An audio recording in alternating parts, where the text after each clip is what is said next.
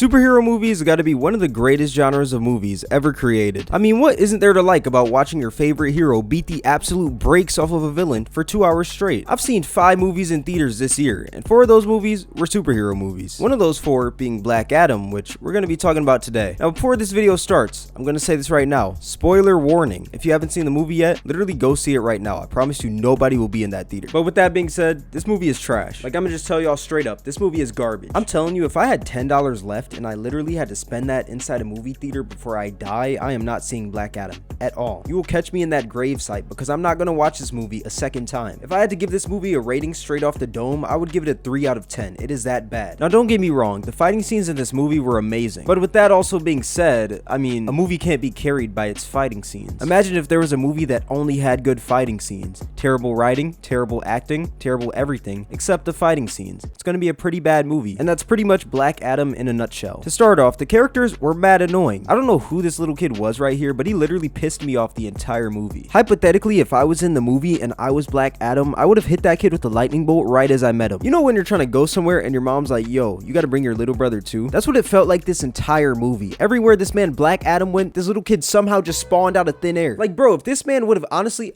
hear me out, right? If they would have just took this kid out of the whole entire movie, I would have given this movie a 3.5 because it's still bad, but it would have been more tolerable if this kid was just straight up out of the movie. Hawkman, also a very annoying character. This guy is literally equivalent to the varsity player that gets bumped down to JV and now they're calling all the shots. This man would literally call a whole play like, oh yeah, we about to piece this man up, you gonna grab him, you gonna grab him. Then out of nowhere, this man just gets beat up every single fight. And somehow this man just doesn't die at the end. Okay, you know what, right? I'm not the type of guy to prey on a man's downfall, but bro, if you're getting pieced up the whole entire movie, maybe killing your character off will help out your team a lot more. Speaking of helping out your team a lot more, literally what did Cyclone even do? Like, please tell me in the comments, what did she even do? Literally the whole movie, she just sat there flirting with freaking Atom Smasher, bro. Like, literally, what did she even do? I was actually watching a podcast a few months back, and basically what they were saying was that Miranda Cosgrove is very hard to cast in serious roles, mainly because people still see her as that girl from iCarly, even though that show hasn't been a thing since 10 years ago. That being said, I think the same thing for this man Noah Centineo playing as freaking Atom Smasher. I can't see this man as a freaking superhero. I look at this guy as the guy who's from the movie To All the Boys I Ever Loved. And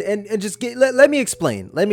Curiosity got the best of me one day, and somehow I just found myself watching that movie. And he happened to be in there. Overall, this man was just comedic relief. I mean, I found him annoying in some parts, but I mean, hey, he was alright. But now that I got the annoying characters out the way, I feel like I should talk about the actual good characters now. Freaking Dr. Fate. This is the only reason why you should be seeing this movie, because of Dr. Fate. This man carried his team on his back every single fight. And for them to just kill off Dr. Fate in the end, while this man Hawkman is getting beat up every single fight, getting put into a full Nelson by this man freaking Black Adam. It's like if LeBron put up 50 one night and the Lakers cut him the next day. It's literally insane to me. Another pretty good character was Black Adam. Now, at first I had my doubts about The Rock being Black Adam, mainly because when The Rock is in a movie, he's usually that like brawlic hero type of guy. I don't know why, I just couldn't see The Rock as an anti-hero. But after seeing this movie, I think he played his part pretty well. This man would single-handedly demolish the Justice Society every single time they came onto the screen. What isn't there to like about him? But with all that being said, these two characters and the fight scenes do not save this movie from the god-awful writing. There'd be an action scene where like the soldiers are chasing this girl around and they're shooting their guns off and everything, and then randomly out of nowhere a soldier would scream something along the lines of, "I gut you like a pig." And that line mixed with terrible acting is just a recipe for disaster. Sometimes I legit question to myself, how did they cast for this movie? Did they post an IG story saying swipe up if you want to act in a movie and just went from there? Because some of these actors were terrible. Another huge pet peeve that I had about this movie was that it felt like they fought in the exact same spot for the entire movie. And I'm not talking about Kahndaq. I'm talking about a literal plaza. When I tell you everything goes down in this plaza, 2/3 of this movie literally takes place in this plaza right here. I could go to this plaza right now and walk it blindly because of how much I've seen it in this movie. I also felt like this movie felt stretched in some parts where it didn't even need to. I genuinely believe with all my heart that if this movie ended at the part where Black Adam got locked up, then the movie would have been a solid 4 out of 10. It genuinely pissed me off when I realized that I have another 20 minutes to watch of this hot garbage. Y'all know that moment when the bell rings while you're in class and the teacher says, "The bell doesn't dismiss you, I do"? That's what the last 20 minutes of this movie felt like. In fact, I knew this movie was a bad movie once I didn't get that feeling of empowerment after this movie was over. I was relieved once the movie was over because that was 2 hours of suffering. Overall, I just think that it sucks going from Batman to this. Batman literally almost made me shed a tear. I was walking out the theater like, something